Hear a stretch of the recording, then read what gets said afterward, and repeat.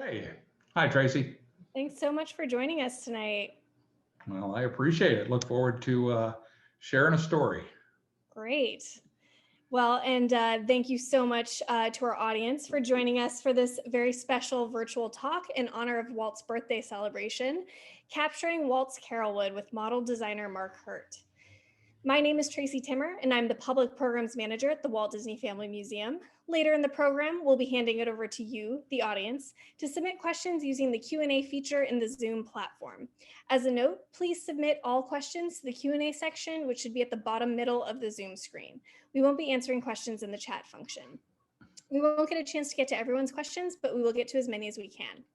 Additionally, we'll be reposting a recording of this event tomorrow morning at noon for anyone who missed it or who just can't get enough. The recording will be available to everyone for 48 hours, after which time it will be available for members only in our new members only portal. If you're a member, you can find the link and password in the member e-news that is sent at the beginning of each month. As you may have heard, the museum did have to close again due to the recent coronavirus surge, so I want you to know how much we appreciate your support during our closure and hope you've had a chance to enjoy our many virtual offerings that we've announced. More are coming soon, including additional virtual guests and special virtual educational offerings. Be sure you're signed up on our e-news and join us on social media to get the latest updates. Your support helps keep these virtual programs going, so consider becoming a member at waltdisney.org/membership or consider a donation at waltdisney.org/donate. And without further ado, I'd like to introduce our very special guest today. Constructioneer Mark Hurt is the designer and builder of the WDFM's past holiday display, Home for the Holidays at Carrollwood, which featured a scale model of Walt's former home on Carrollwood Drive, complete with Christmas lights and a working miniature Lilybell train chugging around the property.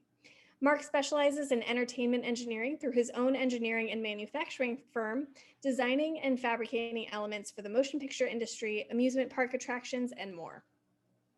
His customers have included companies such as Walt Disney Imagineering, Marvel Studios, Universal Studios, Sony Pictures, Lockheed, and Apple.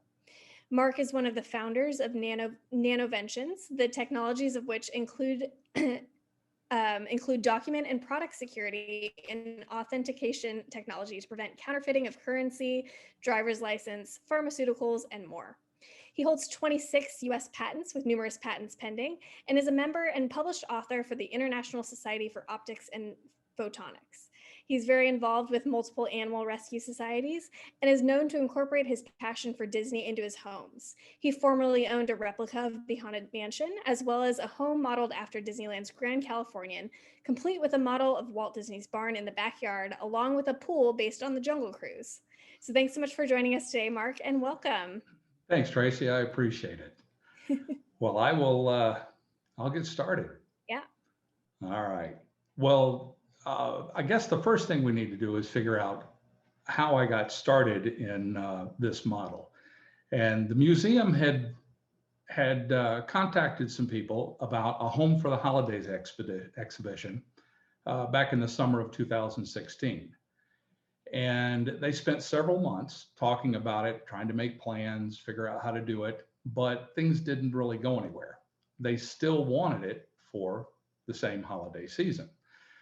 So mid-August of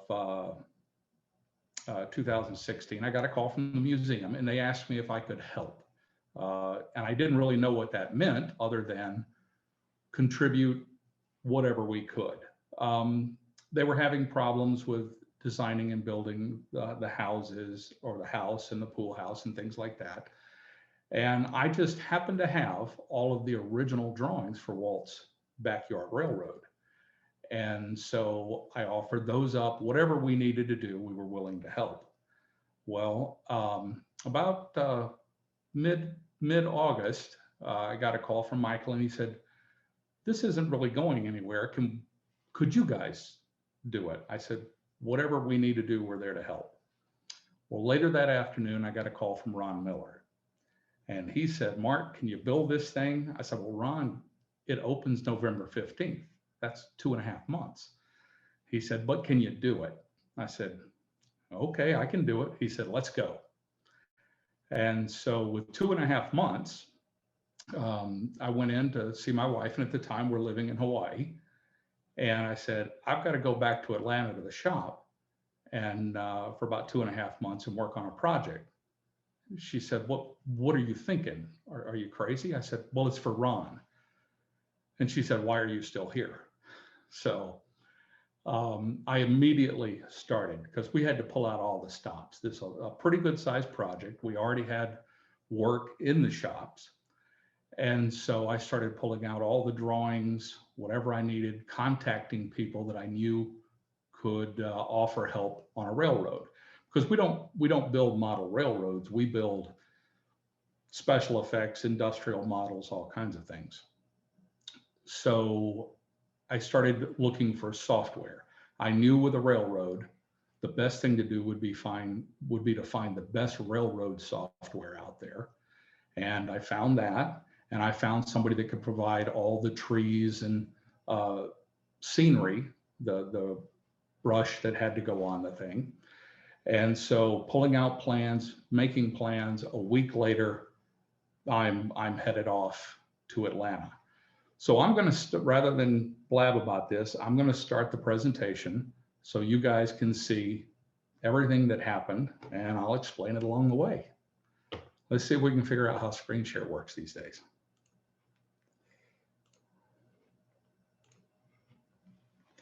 We're going to make that happen. There we go. I think it worked.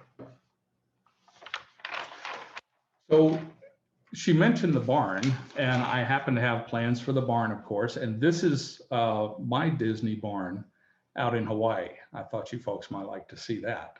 So exact replica.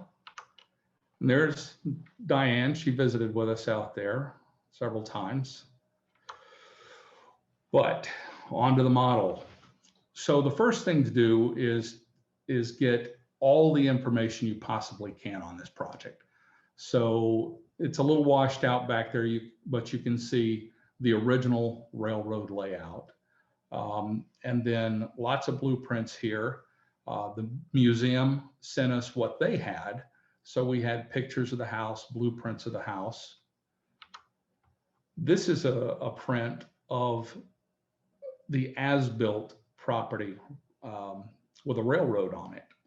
Now, one of the things we encountered was they wanted this to be big enough where people could really see it. So we landed on 1/8 inch scale for the model, which made the model about 10 feet wide and 16 feet long. It didn't include his entire property, just the bounds of the house and the railroad. So that made it roughly HO scale. The problem here, though, is with the railroad itself, the Lily Bell is already scaled down. It's a small train. So when we take the Lily Bell, and scale it down to 1/8 inch of what it was, it became this tiny little thing the size of a cockroach. And that really didn't play well in the model because we would have to use an N-scale railroad model.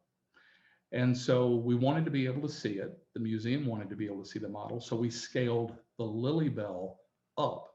So it's an HO scale model that we put on this. So the only things we had to modify in the plan were the curves on the track. We tried to stay as true as we could to the original layout of the track, but because of the larger size, the switches had to be shorter, the curves were a little tighter, so it had to be reconfigured to fit that on here. But otherwise, it's identical to the original.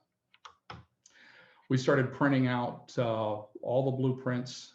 I carried a huge roll of blueprints with me from Hawaii when I was on my way. Made a lot of phone calls to get people lined up. There's the barn. The software that I found was called Third Planet, and a guy by the name of Randy Pfeiffer designed and wrote this software, and it looked like it would do everything we wanted. So before I left, I contacted Randy. I said, this is what we're doing. Here are the drawings I have. Would you be interested in helping us? I knew I didn't have time to learn his software because it can do some really incredible stuff. And once he knew what the project was, he was on board, and he took our drawings into his software. So this is an elevation of the house with a 3D drawing of the house.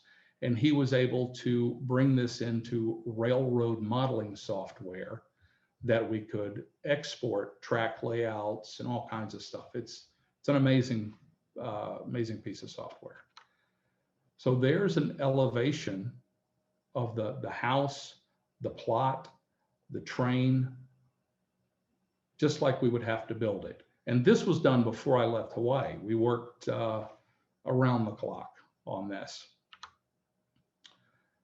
There's a top view, and you can see all the switches and the layout of the house. One of the issues we had with this is we didn't have very long to do it. From the time he said go until opening day was 81 days. And so you take off 5 days for installing it, 3 days to get it from Atlanta to California, the planning time ahead of time. And we basically had 2 months to actually physically build this. So this is incorporating more of the terrain, more detail into it, so we can make sure everything fits, the railroad should run. So there's several views of it. And then we wanted to put a surround on it. So we've got this pony wall designed as a mahogany base that goes around the piece. And then I started designing the barn. That was the first piece. I could do that on the plane on my laptop. So having the prints, I started designing the barn in SolidWorks. And then I could take the SolidWorks parts and lay them flat so we could cut them out. So by that time, I got to the museum. We had meetings about what I met with a family, and we had meetings about what do they remember about the house. Colors, there were a lot of things that I have plenty of black and white pictures, very few color pictures of early on when the house was first built, because the railroad and the house were built at the same time. So they just filled in all kinds of blanks. So we also had to figure out how we were going to get this in there, because that would determine how we had to cut up the model, because it's a big model.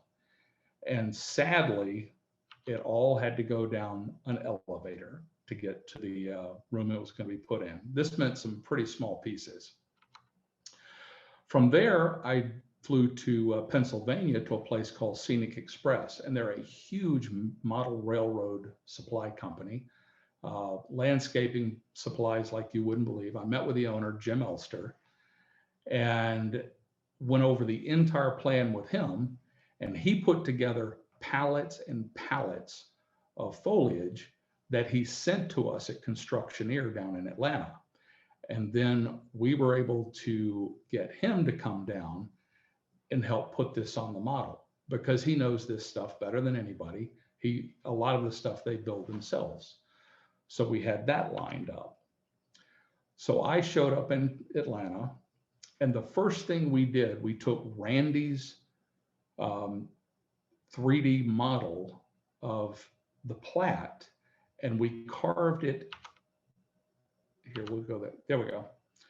On our 3D CNC router into foam, a small model that we could use to figure out how to cut this piece apart. Once we had that 3D model, we could see where every track crossing was, every switch, where all the track went, and we could cut this piece up into sections that would fit down the elevator to go into the museum. But we had to be very careful about where we cut, because of all the places we would have to connect the track. And building a model like this and having it work with the track on there is all well and good. Taking apart and having lots and lots of joints to put back together, not so much fun. So once we figured out how to chop it up, I hand drew as fast as I could a steel frame that we could put under this thing to support it. We had to get underneath it to build controls for the switches, to reduce the weight, a lot of different reasons. We were going to have fiber optics in the house for Christmas. So this is a steel frame structure. And then we started cutting. Now, a lot of what you're going to see in this presentation, you'll see things that just look out of order. And keep in mind that there are so many parts of this thing that had to be done concurrently. We couldn't just do a step by step by step. We've got 2 months to build this. And so people are working on steel framing, people are carving the foam for the groundwork, going out and getting supplies for a lot of our model work. So here's the steel frame being welded together. There's one section. This was the largest section that we had. And you can see they had a pretty good size elevator, and it was able to go right in the elevator. And this is my brother, Paul, and he runs the shop in Atlanta. And there are more of the sections all put together. Then we started putting welding feet on them, clamps to hold it together, or not clamps, but bridge plates. You can see it's a pretty industrial frame. The model itself is very heavy, but it needed to be stable enough that when we took it apart, it could go back together again and not have any warpage, sag, anything like that. And there's where the control system went in the back of the model. Once the steel frame was built, we painted it, and you can see some of the joining plates here and the adjusting feet on it. Once we had that done, we decked it. And this is 3/4 inch birch plywood, so we had a good foundation to put the model itself on. There's my brother Paul, and he's laying out to put, we're going to print the plat, the model layout, and put on here just to make sure we have everything in the right place. And this is in the model shop at Constructioneer in Atlanta. And there's, we printed out the plat full size, the layout. You can see a small size down there in the bottom. And this allowed us to see where everything was going to land, make sure our joints were in the right place, switches, track, everything lined up correctly.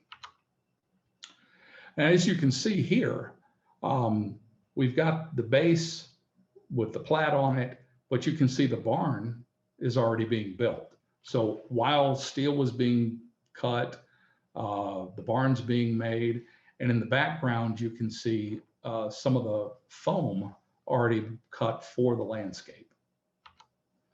There's a nice view of the model shop.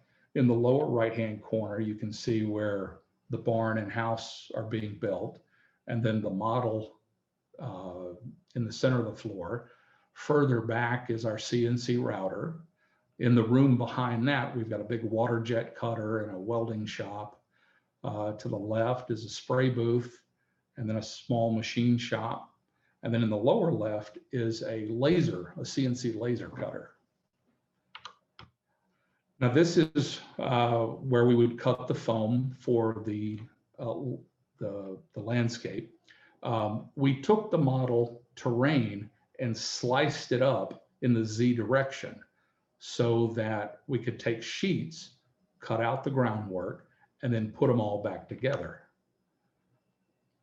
And this is a fun machine. You can do a lot of stuff with this guy. It's a 5 by 10 foot CNC router. Once we got all those pieces cut, you can see them here. They just stack up. Most of them have flat tops because they have something that goes on top of them. And that's the way they would begin to stack together for the landscape.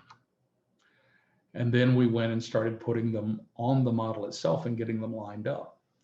And you can see those holes that we've got in the tops of the sheets. And those were so we could line them up with the sheets underneath when we glued them together. And we assembled the entire model this way until we got all the pieces cut and stacked up just to make sure everything fit. And then came out the construction adhesive. And there you can see, as we're putting these sheets together, we're using wooden dowels to stack in there so that everything lines up the way it's supposed to. And then the fun begins. Then it's sanding, Bondo, make the thing all smooth, follow the right contours. We started laying in for the track. And by this time, Randy had flown in, and he was going to start assembling the track. We ordered special, really high-end curved or bendable track for this thing in 3-foot sections.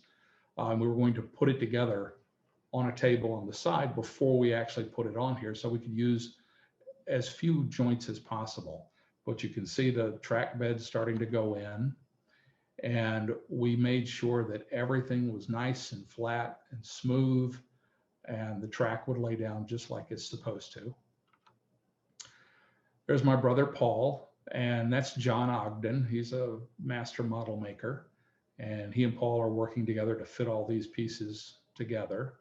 That's Jason in the background. So there were only 7 of us working on this project. That was as many as you could put around this thing without trampling over one another. And there was a lot of sanding and filling and getting everything lined up. And then where the sections came apart, we put shims in there and would put liquid foam in to make sure we had a nice, good, tight seam between the sections. Over on the left-hand side, you can see where the tunnel for the railroad went through under Lillian's garden. And here you can see the track that's been printed out on paper. So we would take these paper cutouts and put on the model so we could make sure we had the track beds in the right place.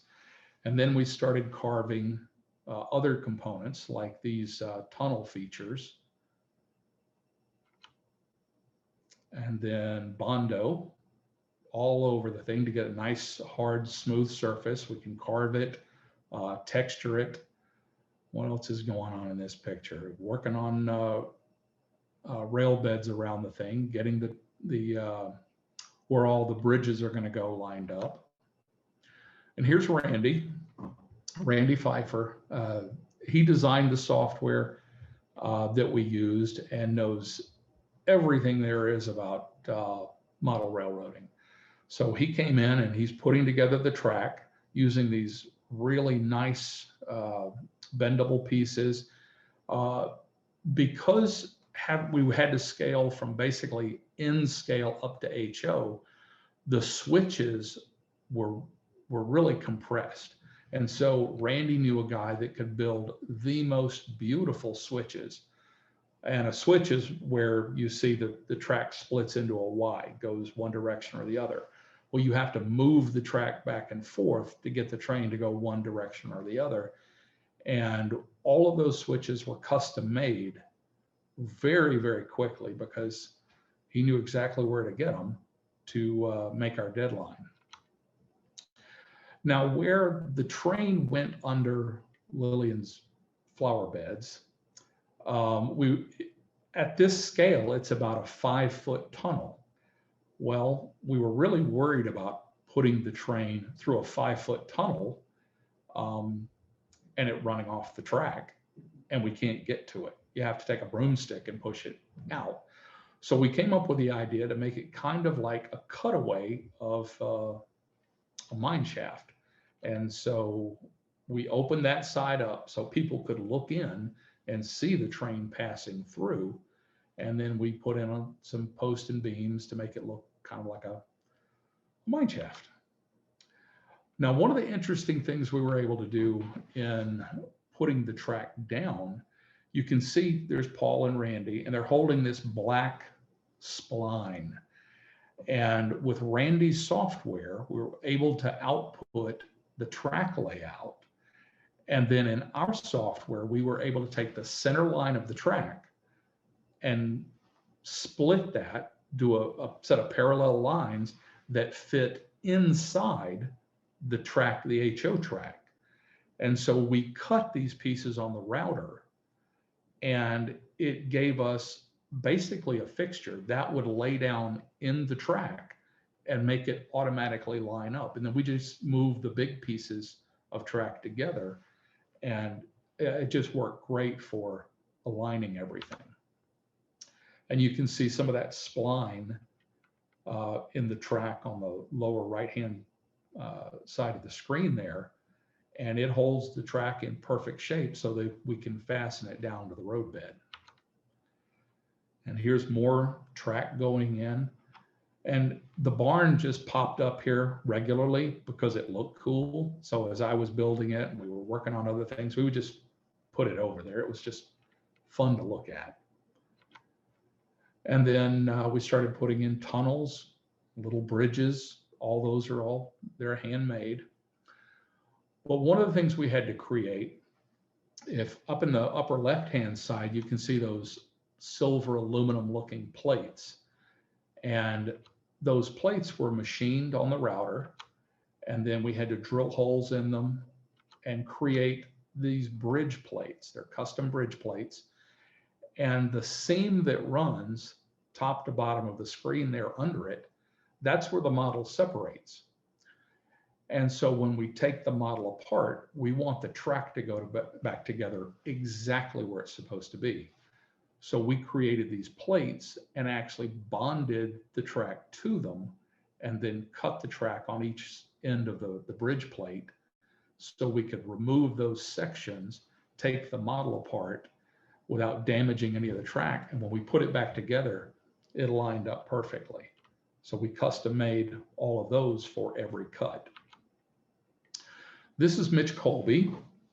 Mitch is an incredible artist, sculptor. I have worked with Mitch for, I hate to say it, it's been 40 years now, and we're still working on projects together.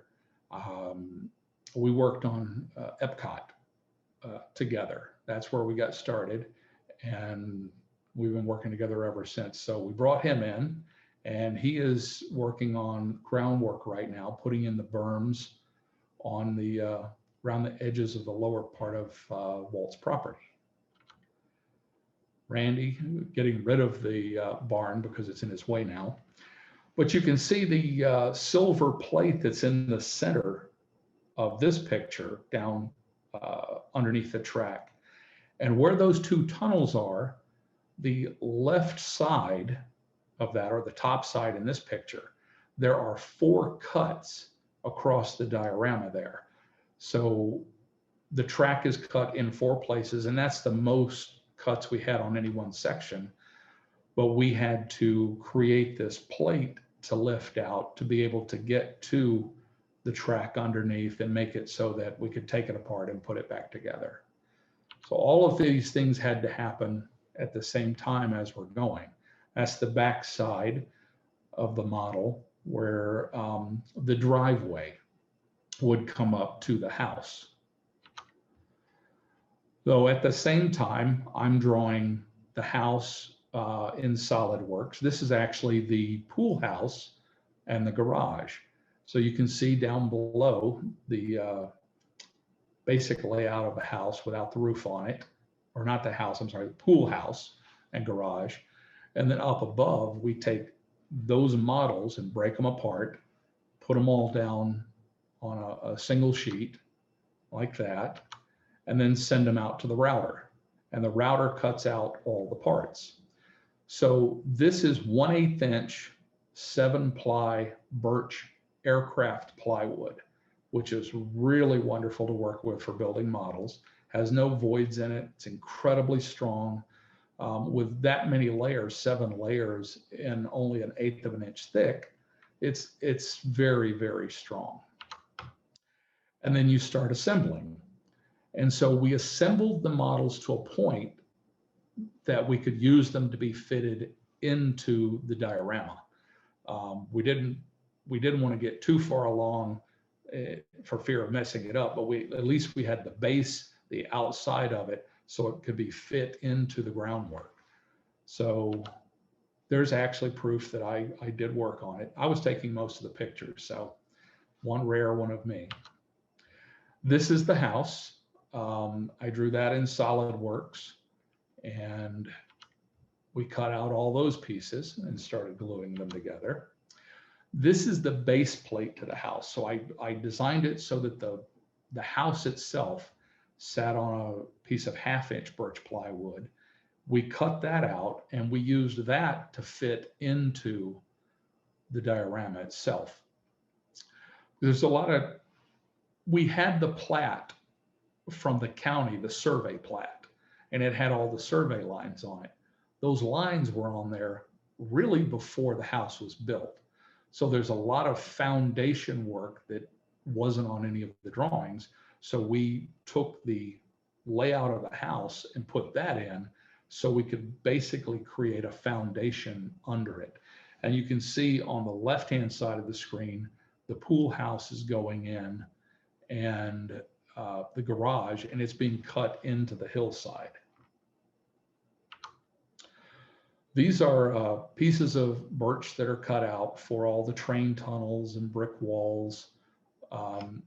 And we used a material called Plastruct, which is a styrene thermoformed material, and it comes in all kinds of shapes for building architectural models.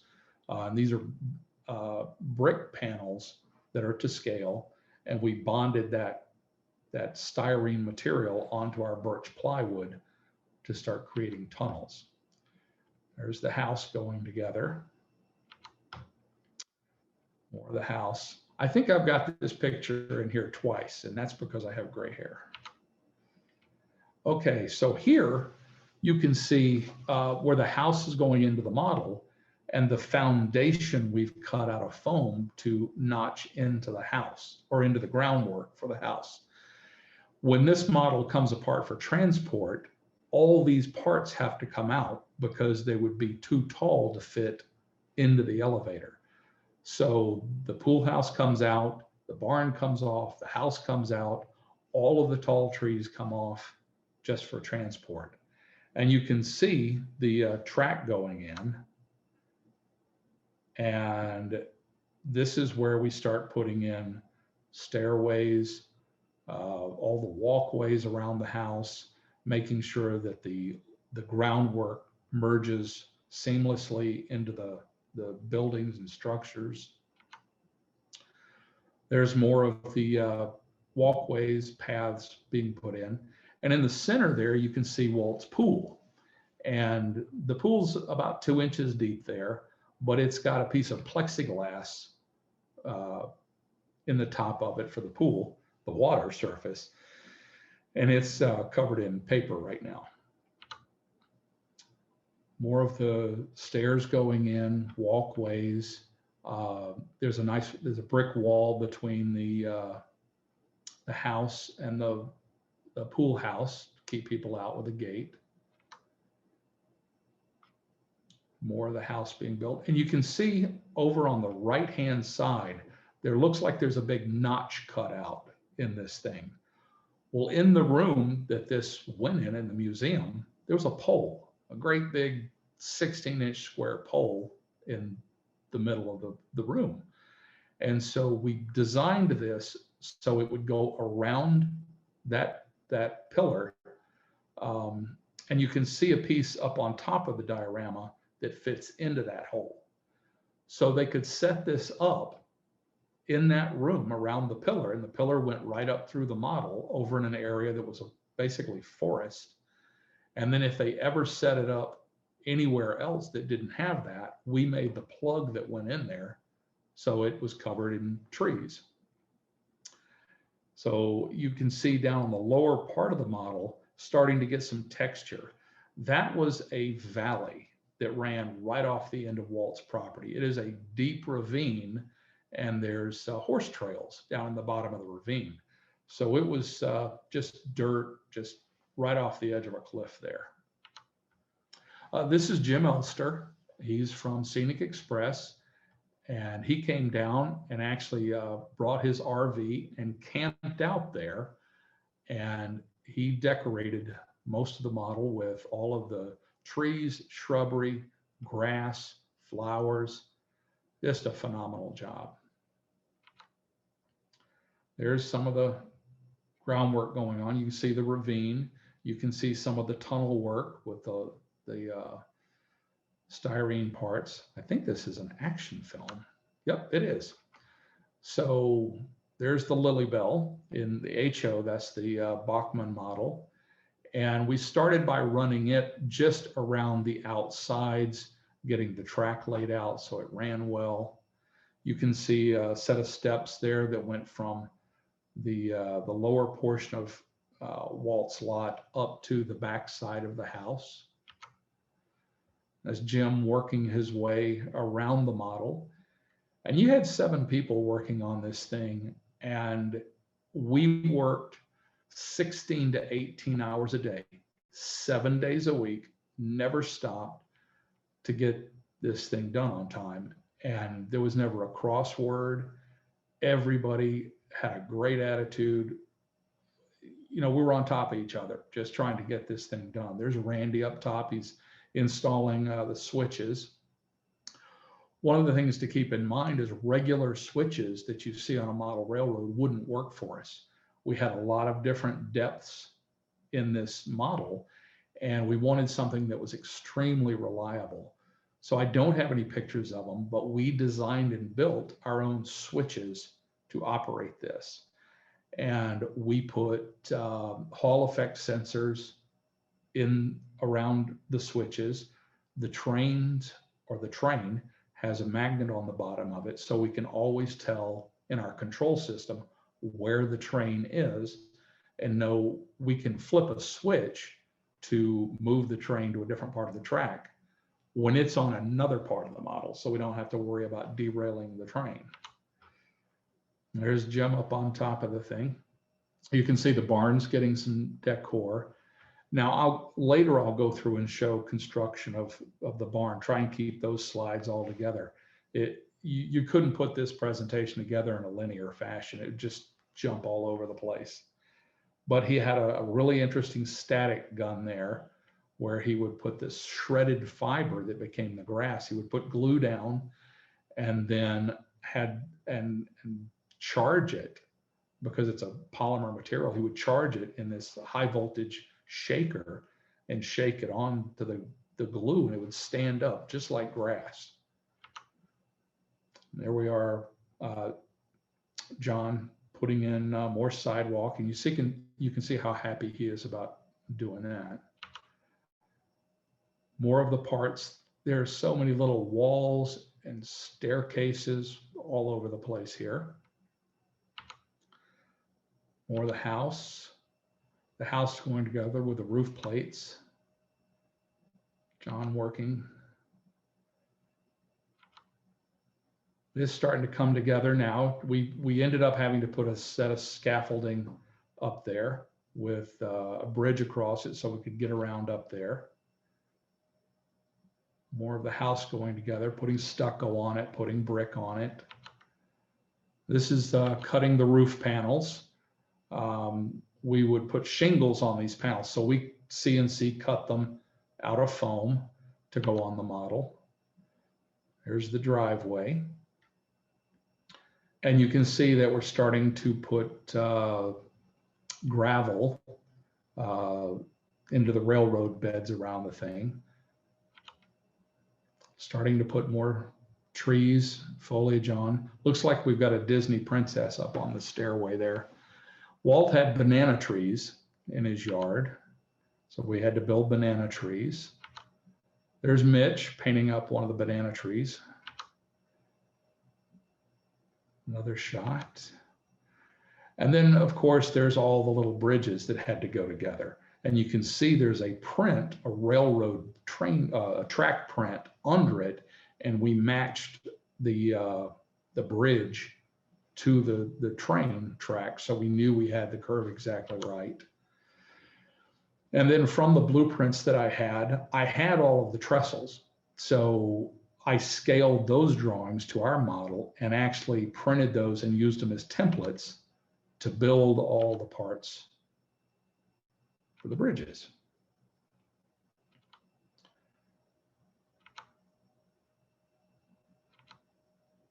That was a fun piece to build.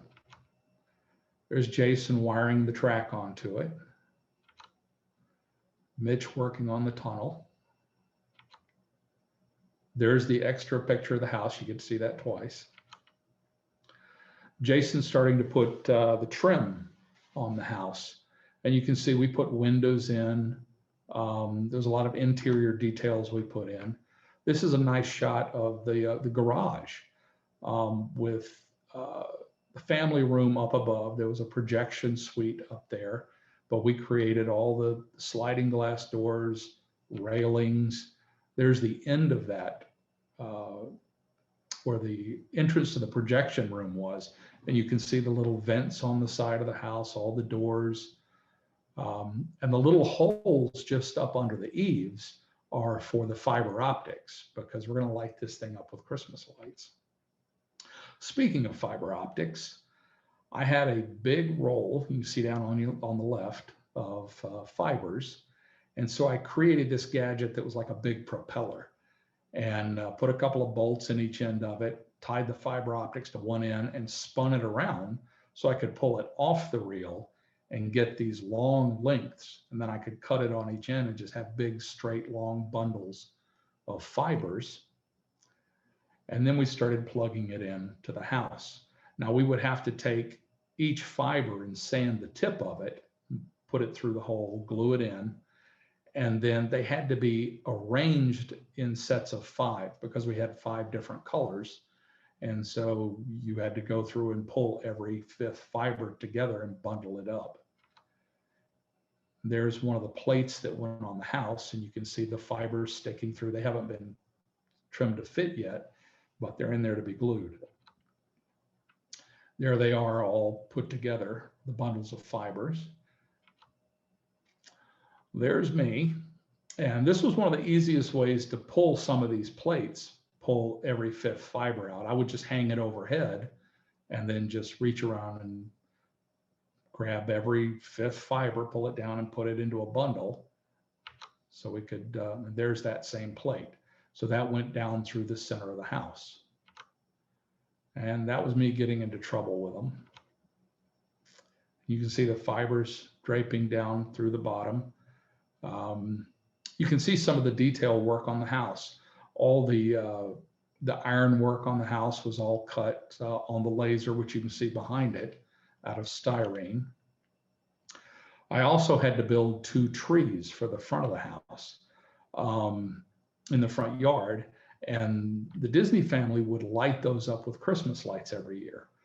So to get fiber optics up into the trees, I ended up just having to build trees around a bundle of fiber optics. So I started with the fibers in a big brass tube and made 2 trees.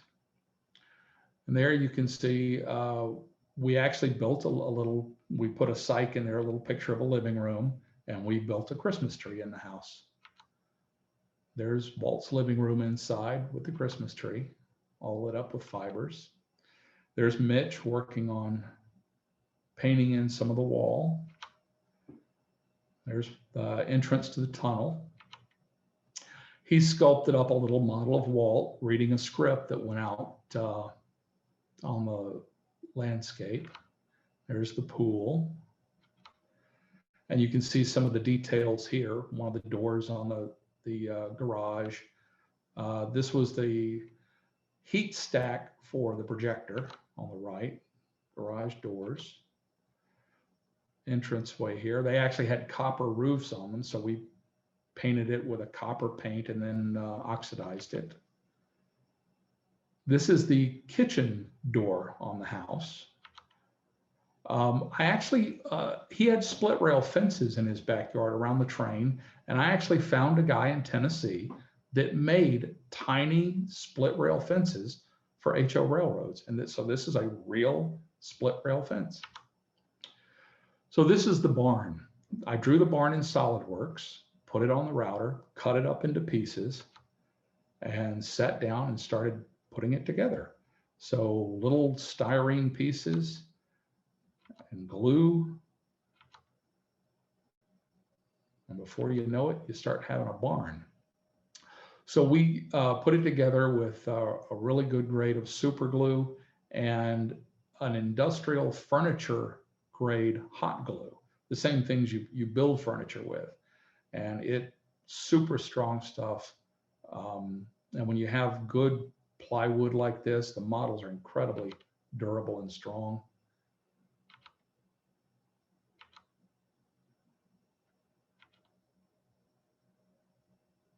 All this is handmade. Oh, then it's shingle time. So I painted it and then started shingling the roof.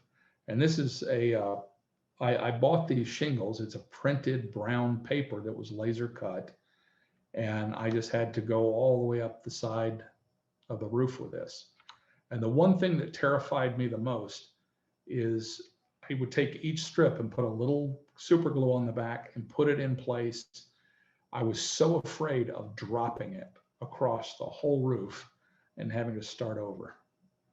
Luckily, it didn't happen. So this is the weather vane on top of the barn, and that is, there's a quarter next to it, but it's laser cut. And then I handmade a little pulley to go on the front there.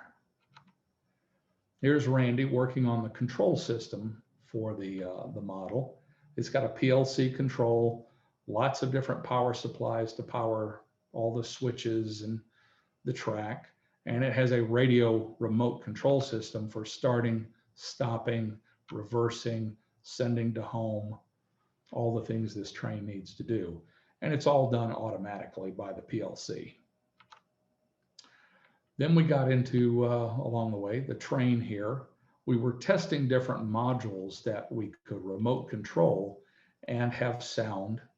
One of the things we were able to do, because we didn't want to have to get the track too complicated by reversing switching or reversing power through the switches, which is one of the things you have to do with some of these trains. We used a capacitor system, well, almost like batteries, in the control. So it just coasts through the switches that don't have any power, and there's enough battery power effectively in the train to make it drive through all this stuff. So it really reduced the amount of controls you had to worry about in this train, making it far more reliable. So this was the Disney, the Lilybell train that Bachmann put together. And you saw it earlier running around the track. One of the problems we encountered was when we started going through the switches, it wasn't very stable. As it turns out, the drive wheels on the back of the train have a split axle. It's not connected from one wheel to the other. So the wheels get wider and narrower as it goes around curves. Well, it started jumping the track. So at the last minute, we had to find a different train. Bachmann builds this, and it had to be a 440 American and look like the Lilybell. Most of these trains, their signature was the stack. You know, they had their paint job, but the stacks were their identifying feature. So we got this train, the Jupiter, which is the same type of train as the Lilybell. And we took the smokestacks off the Lilybell models we had and put onto the Jupiters and painted them to look like the Lilybell. And here we are testing our control system on this. Ah, there it is. Now we're running this at a little faster speed because that's where it really had issues going through the switches, and it had no problem. And this has a solid axle that goes through from side to side. So she ran great. So we put sound effects in it. That's the capacitor pack, which is, they act like batteries. And I had to cut those right into the top of it. So we put a bunch of coal on top. And so now we've painted that to look like the Lilybell. We printed little color decals we painted the Jupiter to be the Lily Bell, and you can see there's a whole lineup. It's like a car lot of Lily Bells. And then we had to have a sign to go on that column. So I designed this to look like a old signal truss tower you'd see on the older railroads.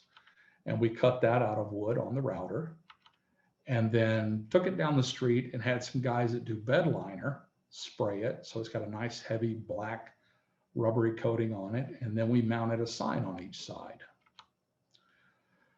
Then we had to build the wall that went around the thing. So made a base out of plywood, started putting tongue and groove mahogany all the way around it, created a wall, all this in the cabinet shop there, and then finished it. And about that time, it is about 8 days before the show has to open and the truck backs up. And I contracted with a truck to take the model from point A to point B. And here we are fastening everything down to boards, pulling the model apart, checking all the wires and switches. Everything had disconnects on it, so it all come apart. Then loading it up in the trailer. And we packed that thing full. Everything, all the tools, all the equipment we would need to put it in. That bridge, the scaffolding and bridge that you saw, it's all packed in there. And then that thing left for a 3-day drive straight to the family museum. Now, we knew that they were going to turn the Christmas lights on Walt's birthday, and Ron was going to do it. And I just couldn't imagine having Ron standing there with a garage door opener looking push button to do this. So before we flew out there, my brother and I decided we had to make him a special push button. And so we carved this out of mahogany and did a brass inlaid snowflake and a push button. And it's got a radio transmitter in it. So he can stand there and push the button and the lights would come on. And then the subsequent years, I believe they would pick, the first kid in the door in the morning, and they would use this to turn the Christmas lights on. So then we flew out to San Francisco, and this is about 5 or 5:30 in the morning. The truck shows up, and we have to get every bit of this into the museum and down into that room before the museum opens. That was fun. So there it is in the room. There's 4 of the sections in there. And we start assembling. Now, all those fiber optics came down beneath the house, beneath the pool house. And I didn't have a picture of it other than this, but we built our own fiber optic illuminator with color gels in it to go underneath. And it's all 12-volt LEDs, but it lights up all of the fibers and all of the lights around the house. There's the sign installed on the column. And then we fastened these sections together, and you can see the stepped foam there on each one. And they're leveling up the feet right now to get everything flat, level, and all bolted together. You can see how it goes around the column that was in the room. And there she is put together. That's got the wooden wall around it. We ordered brass rails sections, and we cut those, put them all together. And that was the first time we had installed those. We gave ourselves 5 days to install it because we had to basically put it together for the very first time. And so we'll just run through some of the cool details of the thing. That's his gate going down to the railroad, the front steps of the house. You can see some of the details that we put in here. This is down by the barn, and this is where Walt worked on the Lily Bell. He would pull into this siding, and so we've got the water buckets and barrels and things that we saw in the research pictures that we had. This is one of the bridges. There's a really nice detail there on the brick wall in front of all those switches down in the lower portion of his property. There's the house, and the trees lit up. You can see the Christmas tree inside, the flower pots out on the front of the house. There's Walt and Lillian. I can't remember. That's Walt Jr., I think, down there playing on the ground. I think that's Joanne up there on the balcony. Details on the barn. Oh, here's a little Easter egg for you. There is a cat on the kitchen porch.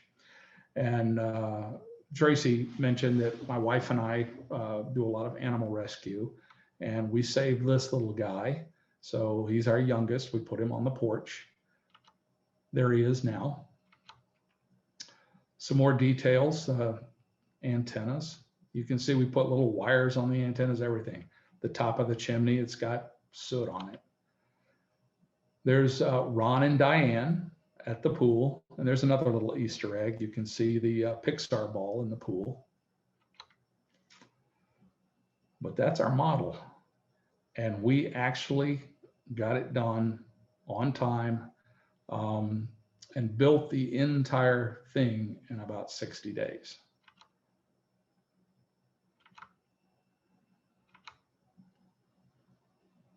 And it was a really, really fun project to do.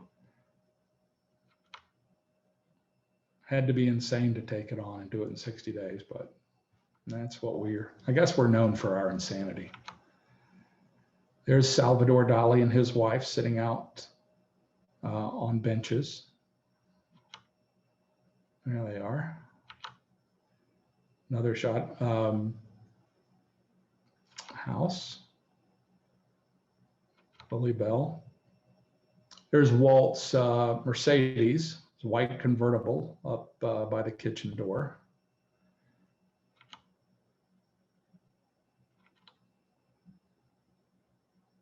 And he's reading a script for his new movie. Lily Bell across the large trestle.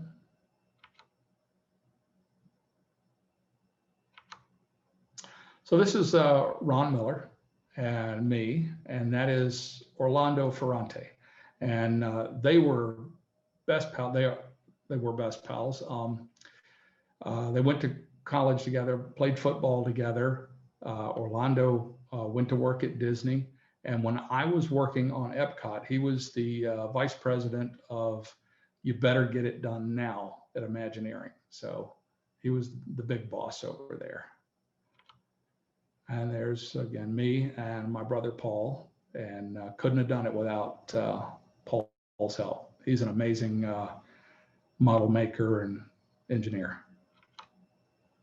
Here we go. That's the whole thing. We were done. That was amazing. Well, thank you. Thank you. My mind is blown. Well, let me tell you, we had to take some vacation time after that one. I bet. I mean, well deserved. Well, thank you. Thank you. And do you mind unsharing the screen? I am working on that now. Great. There we go. Yeah, it's just, I mean, I didn't know that you only had 2 months to build it until I spoke to you the other day. I hadn't heard that story. And it's just so crazy, especially seeing the amount of detail and all the things that I would never thought about. It's amazing. Well, I think there was a lot of the stuff I never thought about before I told Ron, yeah, we'll build it. and there's no not getting it done.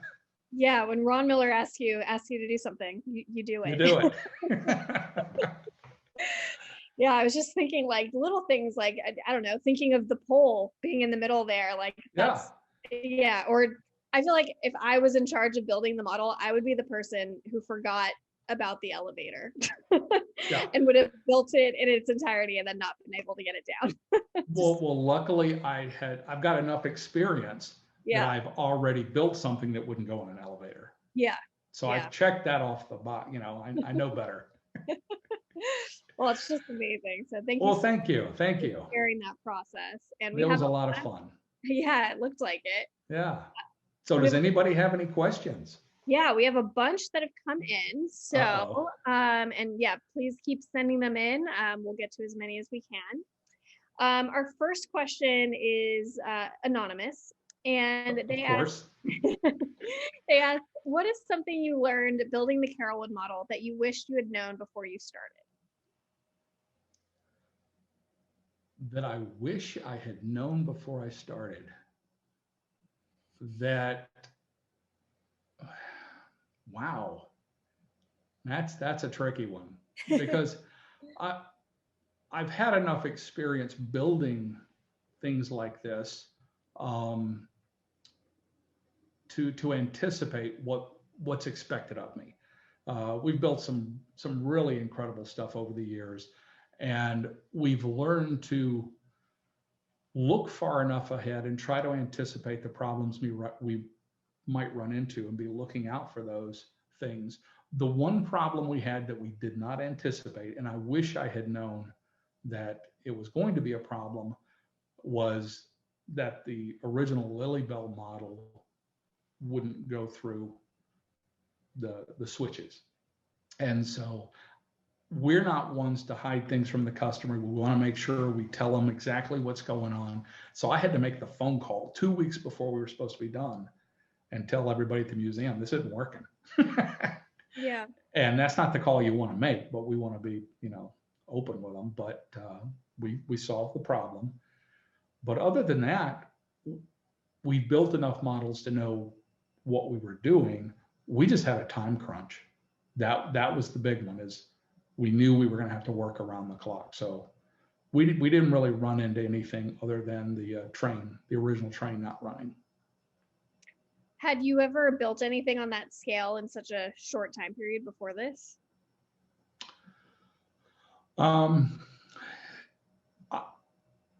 I have built things like this. Well, let me take that back. I have worked on projects where I had to work around the clock for long periods of time.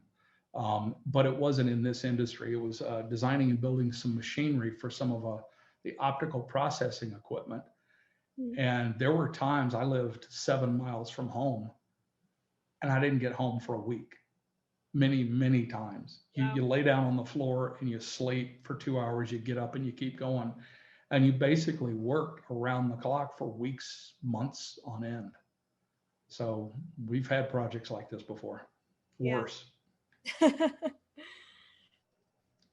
Definitely takes some love for the project that you're working on.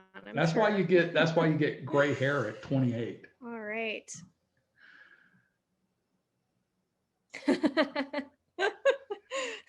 It's understandable now that we've seen the process. Yeah. All right. Our next question is from another Mark, okay. who asks, what density of foam did you use for the landscape? It's 15 pound. 15 pound. Great. Yep. And I know this Mark, he's a model maker as well. So. Okay. And our next question is from Amanda, who asks, hi, Mark. Hi. We can see you have a very nice Disney memorabilia collection. Can you tell us a little about your collection and how you got started as a collector? Oh, wow. How I got started as a collector. My father built museum exhibits. And so I grew up working in his shops, and we went to Disney World when it first opened. And Ron would slap me for saying that. It's Walt Disney World. So he took me there and I saw what they were doing. I saw the animatronics and I loved it. And I was hooked. And from that day, I wanted to work for Disney. And so I started taking all kinds of classes. The model making came from working in my dad's shop. And so as I started building my resume and doing more and more work, I became a contractor for Disney. I was never an employee. I was always a contractor, but I was fascinated by all the creative things they made. And when you're building stuff for Disney, and back in the day, there was just extra stuff. And so you'd end up collecting stuff because it's fun. It's cool. It's neat. And a lot of the stuff we would make extras of. And so I'd hold on to it, and it's like a sample. But I've refined my collection a lot. And so one of the pieces behind me is a moldorama, and injection molds plastic pieces. I've got a Lily Bell here, working steam powered Lily Bell, and I just find things that interest me, and I've got a big collection. It gets bad when you build a house that looks like the Haunted Mansion. That's a collector.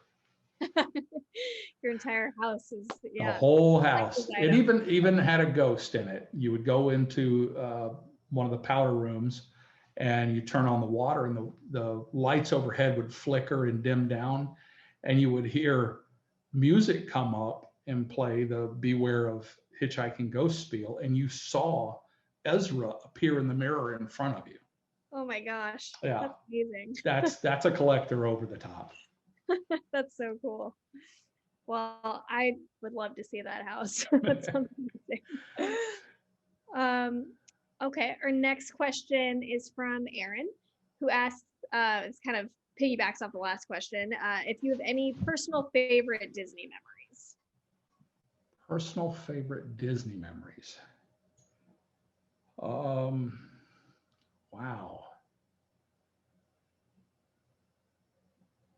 You know, I do. Okay, I do.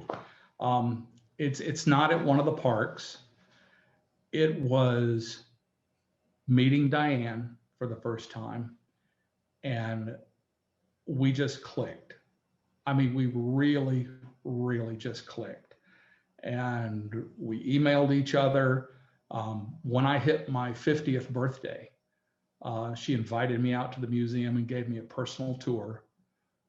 She came to visit us at our house. We just, to me, that was the real special thing. And then Ron, the Disney family, it's an incredible family. We love them. My wife and Ron, they were like kids. They would play pranks on each other. And I mean, who does that? You know, it's Ron. So he'd be feeling down, get a little sick. She'd send him soup, you know, be delivered. It was just, I think that's the most special part, is my relationship with Diane and Ron. That must be so amazing and surreal. Like, as a kid growing up as a huge Disney fan, and in your adulthood getting to become friends with, you know, a little piece of Walt Disney. it was incredible. It still is. The memories are there. It was really incredible. Sounds like it. And Disney inspired me to do what I do. Yeah. Walt inspired me to do what I do. Yeah. It's amazing. All right. Our next question is from Tiffany, who asks, when determining when to involve the use of a CNC machine, laser cutter, router, plasma cutter, etc., what criteria do you base this decision on, rather than simply producing model components by hand? This is within the context that this will be a single unique model rather than multiple production runs. Well, for instance, like the house, I had incomplete blueprints of the house. I had basically a few interior cross sections of the house, and not complete exteriors. So I knew what I had to start with. And so I modeled it in SolidWorks, which is a 3D modeling software. It's more an engineering type software. And so I could fit the pieces in that we didn't have and figure out how it went together. But then as I do that, I have all the flat pieces. I can just lay them down, those parts, the outside dimensions, lay them down in another piece of our software, and then send it out. You put a sheet on the table on the router, you send that drawing out there, you put the right bit in there, and you hit the button, and it goes and it cuts it all out, and it's all exactly right, and you can go do something else. So we really utilize the CNC equipment. it doesn't slow us down because we've already created the drawing in trying to get to that original piece. And all we have to do is lay out the parts, load it, and cut it. To go actually physically measure and cut all those pieces would take far longer, even just building one house. But you do, if I just had 3 pieces of that house to cut, I just go cut them on the table saw, measure them out and cut them. But that house, it has 45, 50 pieces, and let the router do the work while I go do something else. I mean, that must have like revolutionized the model making industry to a certain It did, but the other thing is you have to have enough work to keep one of those machines to justify the cost. Yeah. They are really expensive machines, but if you have enough work, it pays for itself. I mean, we've done a lot of work for restaurants. Like we had a Mexican restaurant chain, and they had these leather sculptures all over the restaurant. And we cut all the leather out on the router. It did a phenomenal job, and it would have taken forever to cut it all out by hand.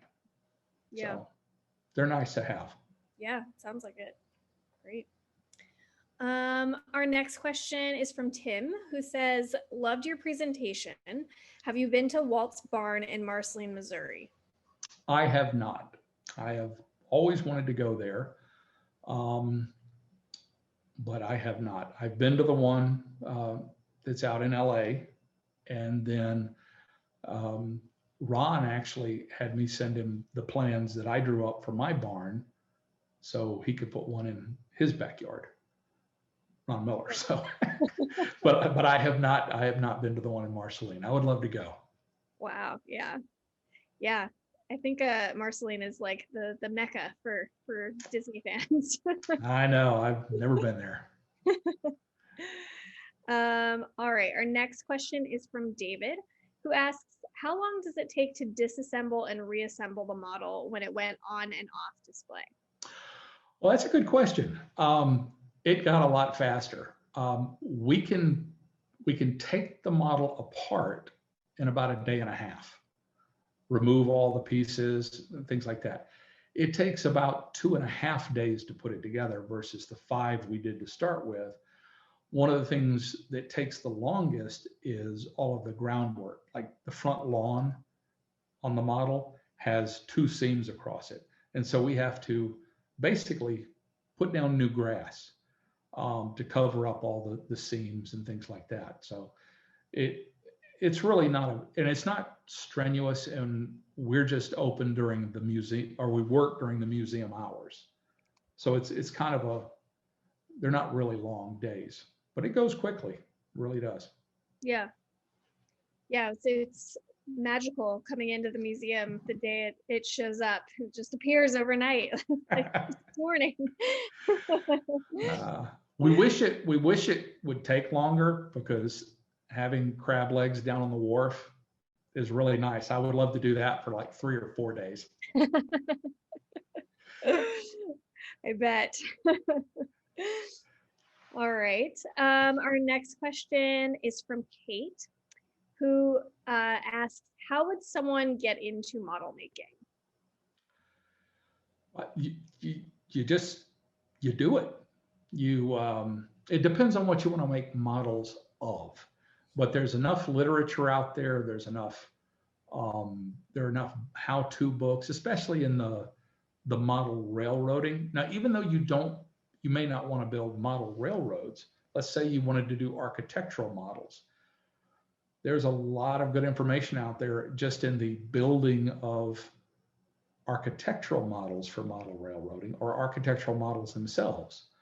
But there's so many facets between sculpting, molding and casting, carving, whether you want to build wooden models, plastic, it's really easy to find those kinds of places. And if you can go to work for someone, an architectural shop that builds models, they're always looking for help. Well, I say that, this year I don't know so much.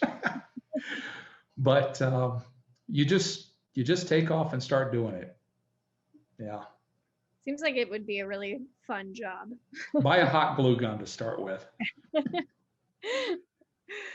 And I'm curious, because I know reading about your career, I'm curious because you've worked in so many different facets of engineering, it seems like. Yes.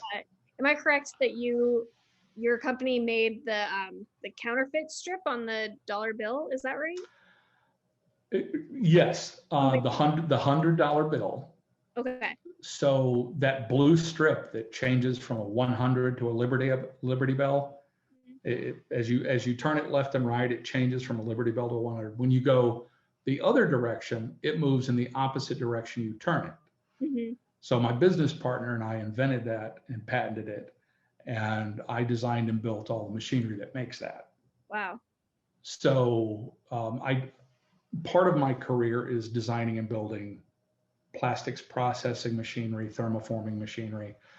That particular security feature has been out about 15 years now with zero counterfeits. Wow. And that's why we created it right after 9/11.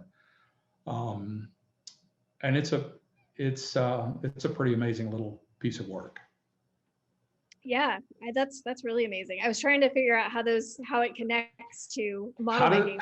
How does the guy that puts the security strip on a $100 bill build a model of Walt's backyard? That's the I'll do anything for a buck kind of attitude. Definitely. Well, now I know. So thank you for explaining that. It really spun out of the model making things out of plastics, figuring out how to make things out of plastics. I designed molds and structures and built a lot of things for Epcot that they couldn't get. Back in 80, 81, we were working on that. So take, for instance, the land pavilion. There were a lot of things Disney Imagineering went to China and said, hey, we want these trees, these leaves built. And they said, well, how many do you want?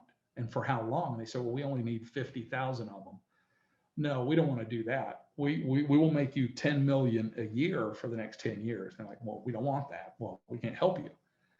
And so they came to us and we started building plants and trees, and we set up production lines, thermoforming equipment, and we would custom make short runs of a lot of the decor you see around in Epcot. Oh, wow. Yeah. That's really cool. And did you have formal training to learn all this? I mean, I know you said you grew up working with your dad, but was there formal training involved at all? Electromechanical engineering. Okay. Yeah. Building, and the reason I went down into that field was the animatronics at Disney. When I was in high school, right before I was going to college, I started corresponding with and became pals with a guy that worked at Disney and out in California. And I was trying to figure out what to do. And he said, well, Mark, we have electricians, we have model makers, we have machinists that all work together to create these things. You have to choose what you want to do to be part of that team. And I said to myself, well, I want to do it all. So I picked the field that kind of covered the breadth of what I didn't know, which was electromechanical engineering. That's, you get the electrical, you basically learn to build machines. Got it. Yeah. Great. All right. Well, thank you for explaining all that. Yes. All right. Our next question is from actually one of our former Happily Ever After Hours speakers, Michael Campbell, who's our train guy. You may know him. He says, I joined a little late. What is the story behind that beautiful locomotive in the background? Oh, at my house. Lily Bell, yeah. There's just that's I have, like I said, all of the original drawings for Walt's Backyard Railroad. I've got, when Walt built the train, some of the people that worked with him said, hey, to recover some of the money, we can sell castings from the Lily Bell. And we can, eventually turn it into a business and make a little money out of it. And so they started producing castings. I have a set of the blueprints that they put out, actual old cyanotypes, and I've got a full set of castings and another set of castings. And then this one was built from a set of those castings. So wow. It's a steam powered train. I just don't have a track to put it on. So it sits in the foyer of our house. That's very cool. Well, maybe someday you'll get the track too. All right. And I think, unfortunately, this has to be our last question. All right. Out of time. And this is from another Michael. And it's, when Diane gave you a private tour of the museum, what part had the greatest impact on you?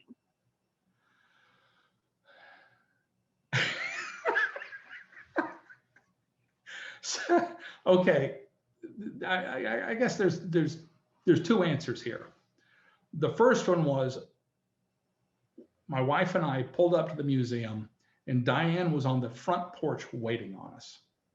And the museum, we were going to be there when it opened. She asked us to just meet her there. So we go up to the front porch, and there's someone else standing there, and she tells us, "Hi, somebody's going to be coming to the door." And this person asked Diane if she worked there. So that was brilliant. Yikes. So once we went in, the thing that struck me the most was how passionate she was about telling the world about what her father had created. It wasn't any one exhibit. It was her and her putting this together and just putting it all out there. That's what was, I'm going to get all choked up. Stop this. She was an amazing, amazing woman. Yeah, everything I've heard about her is just that she was so amazing, and how the museum was really, truly her baby, and her, like, she was the book for her dad. So yeah, I'm sure that was an amazing experience. It really was.